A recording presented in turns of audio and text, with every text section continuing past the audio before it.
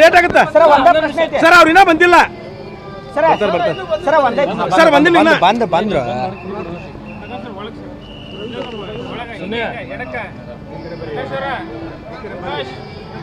ತಡ್ರಿ ಅಣ್ಣ, ಬರ್ಲಿ ಮುಂದೆ ಬರ್ತೀರಿ, ಮುಂದೆ ಬರ್ಲಿ. ಸುನಿಲ್ ಅಣ್ಣ ಮುಂದೆ ಬರ್ಲಿ. ಮನೆಗೆ ಅಲ್ಲ, ಆಮೇಲೆ ಮನೆಗೆ ಬರ್ತಿಲ್ಲ ಈ ಕಾರ್ಯಕ್ರಮ. ಹೇಳ್ರಪ್ಪ ಸರ್, ಈಗ ಮೊನ್ನೆ ಅಧಿವೇಶನ ಸರ್, ಒಂದು ಹೆಜ್ಜೆ ಮುಂದೆ ಬರ್ರಿ ಸರ್, ಒಂದು ಹೆಜ್ಜೆ ಮುಂದೆ ಸರ್, ಒಂದು ಹೆಜ್ಜೆ ಮುಂದೆ ಬರ್ತಾರೆ ಸರ್, ಒಂದು ಹೆಜ್ಜೆ ಮುಂದೆ ಬರ್ರಿ. ವಕ್ಫ್ ಬೋರ್ಡ್ ವಿಚಾರವಾಗಿ 150 ಕೋಟಿ ಆಫರ್ ಮಾಡಿದ್ರಂತ ಸಿಎಂ. ಮೊದಲನೇದಾಗಿ ಪಂಚಮಸಾಲಿ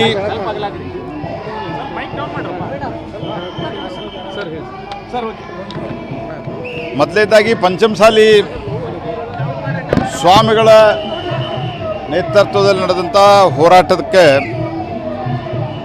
ಅಲ್ಲಿ ನನಗೆ ಬಂದಿರುವಂಥ ಮಾಹಿತಿ ಪ್ರಕಾರವಾಗಿ ಅತ್ಯಂತ ಶಾಂತ ರೀತಿಯಿಂದ ಹೋರಾಟ ನಡೀತಾ ಇತ್ತು. ನನಗೆ ಸ್ವಾಮಿಗಳು ಫೋನ್ ಮಾಡಿದ್ರು, ಬಸವನಗೌಡರು ಫೋನ್ ಮಾಡಿದ್ರು, ಅರವಿಂದ್ ಬೆಲ್ಲದವರು ಫೋನ್ ಮಾಡಿದ್ರು, CC ಪಾಟೀಲ್ರು ಫೋನ್ ಮಾಡಿದ್ರು.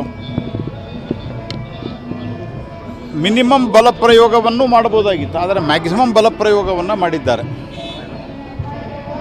ಹಾಗಾಗಿ ಅನೇಕರಿಗೆ ತೀವ್ರವಾದಂಥ ಗಾಯಗಳಾಗಿದ್ದಾವೆ. ಆ್ಯಸ್ ಇಫ್ ಒಂಥರ ವೈರಿಗಳು ನಡೆಸ್ಕೊಂಡಿದ್ದಾರೆ ಅವರು. ಇದು ಅತ್ಯಂತ ತೀವ್ರವಾಗಿ ನಾನು ಖಂಡಿಸ್ತೇನೆ. ಮತ್ತು ಇವರ್ಯಾರು ಗುಂಡಾಗಳಲ್ಲ, ಕಾನೂನು ಕೈಗೆ ತೆಗೆದುಕೊಳ್ಳೋರಲ್ಲ. ಬೇಕಂತಲೇ ಈ ಹಿಂದೆ ಏನೋ ಧರ್ಮಾಧಾರಿತ ಮೀಸಲಾತಿಯನ್ನು ವಿತ್ಡ್ರಾ ಮಾಡಿ ಇವ್ರಿಗೆ ಕೊಟ್ಟದ್ದಕ್ಕೆ ಇವರ ಮೇಲೆ ಒಂದು ರೀತಿಯ ಹಲ್ಲೆ ನಡೆಸುವಂಥ ಪ್ರಯತ್ನವನ್ನು ಸಿದ್ದರಾಮಯ್ಯನವರು ಮಾಡಿದ್ದಾರೆ. ಅದಕ್ಕೆ ನಾನು ಈ ಕ್ರಮವನ್ನು ತೀವ್ರವಾಗಿ ಖಂಡಿಸ್ತೇನೆ. ಎರಡನೇದ್ದು, ವಿಜೇಂದ್ರನ ಮೇಲೆ 150 ಕೋಟಿ ರೂಪಾಯಿದ್ದು ಆರೋಪದ ಬಗ್ಗೆ ನೀವು ಪ್ರಶ್ನೆ ಕೇಳಿದರೆ ಆ್ಯಕ್ಚುಲಿ ಅದು ಉತ್ತರ ಕೊಡ್ಲಿಕ್ಕೆ ವರ್ತ ಅಲ್ಲ. ಅದು ನನ್ನ ಪ್ರಕಾರ ಬಾಯಿ ಬಂದಂಗೆ ಮಾತಾಡೋದು ಅಂತ ಇದರ ಅರ್ಥ. 150,500 ಕೋಟಿ ಅಂತ ಹೇಳ್ಬೇಕಾಗಿತ್ತು. ಬೈ ಮಿಸ್ಟೇಕ್ ಅವರು 150 ಕೋಟಿ ಅಂದಿರ್ಬೇಕು ಸಿದ್ದರಾಮಯ್ಯನವರು. 1,500 ಕೋಟಿ ಇರ್ಬೋದು ಅಂತ ಹೇಳ್ಬೇಕಾಗಿತ್ತು ಅವರು. ಅಟ್ಟರ್ ನಾನ್ಸೆನ್ಸು.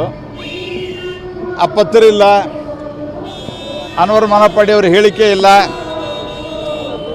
ಏನು ಬೇಕಾದ ಮಾತಾಡೋದು. ಅಂದರೆ ಎಷ್ಟು ಬೇಜವಾಬ್ದಾರಿ ಇದ್ದಾರಂತ ಇದರಿಂದ ಅರ್ಥ ಆಗ್ತದೆ. ಮತ್ತು ಮಾತಾಡಿದರೆ ನಿಮ್ಮ ಕಾಲದಾಗೆ, ನಮ್ಮ ಕಾಲದಾಗ ಅದಲ್ಲ. ನಾ ಹಿಂದೂ ಹೇಳಿದ್ದೀನಿ, ಅದಕ್ಕೆ ಸಿದ್ದರಾಮಯ್ಯ ತನಗೆ ಯಾವ್ದು ಬೇಕಾದಕ್ಕೆ ಅದು ಉತ್ತರನ ಕೊಡೋದಿಲ್ಲ ಅವರು.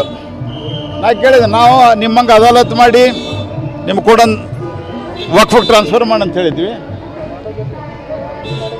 ಪೊಲಿಟಿಕಲ್ ಲೀಡರ್ಶಿಪ್ಗೆ, ಸರ್ಕಾರದಲ್ಲಿದ್ದಂಥ ಪೊಲಿಟಿಕಲ್ ಲೀಡರ್ಶಿಪ್ ಗಮನಕ್ಕೆ ಬರಲಾರ್ದೆ ಕೆಲವು ನೋಟಿಸ್ಗಳದು ಅವಾಗೂ ಹೋಗಿರ್ಬೋದು. ನಾವೇನು ಅದನ್ನು ಸಹಿತ ಎಲ್ಲ ತೆಗೀರಿ ಅಂತ ಹೇಳ್ತಾ ಇದ್ದೀವಿ ನಾವೀಗ.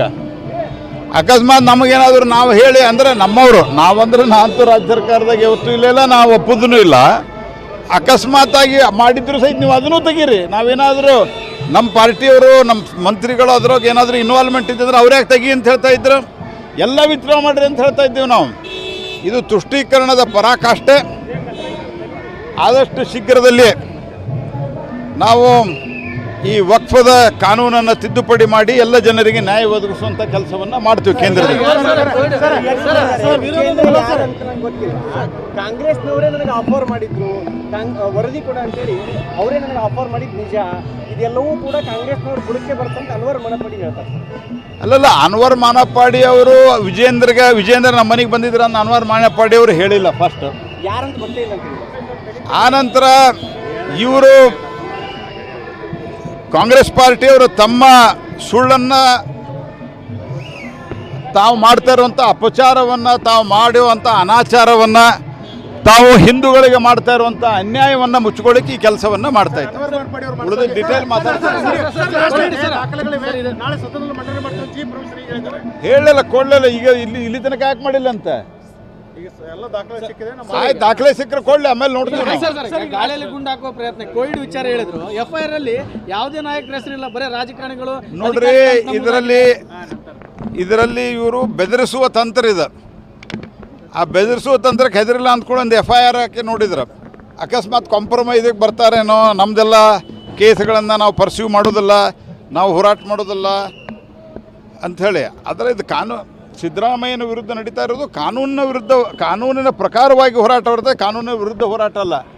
ಹಾಗಾಗಿ ಈ ರೀತಿಯಾಗಿ ಬೇಜವಾಬ್ದಾರಿತೆಯಿಂದ ಮಾಡೋದು, ಯಡಿಯೂರಪ್ಪನವರಿದ್ದಾರೆ, ಅವರಿದ್ದಾರೆ, ವಿಜೇಂದ್ರ ಇದ್ದಾರೆ, ಬೊಮ್ಮಾಯಿ ಇದ್ದಾರೆ, ಸುಧಾಕರ್ ಇದ್ದಾರೆ ಅಂತ ಹೇಳಿ ಮೊದಲೇ ಹೇಳ್ಬಿಡೋದು. ಅದಕ್ಕೆ ನಾನು ಅವ್ರಿಗೆಲ್ಲರಿಗೂ ಈಗ ಯಾರು ಹೆಸರು ಹೇಳಿದ್ದಾರೆ ಅವರೆಲ್ಲರಿಗೂ ಸಲಹೆ ಕೊಡೋದು, ಒಂದು ಮಾನಹಾನಿ ನೋಟಿಸ್ ಇದ್ದವ್ರಿಗೆ ಮಾನಹಾನಿ ಕೇಸಿನ ಬಗ್ಗೆ ಒಂದು ನೋಟಿಸ್ ಕೊಡ್ರಿ, ಅವಾಗೆಲ್ಲ ಹೊರಗಾಗುತ್ತೆ.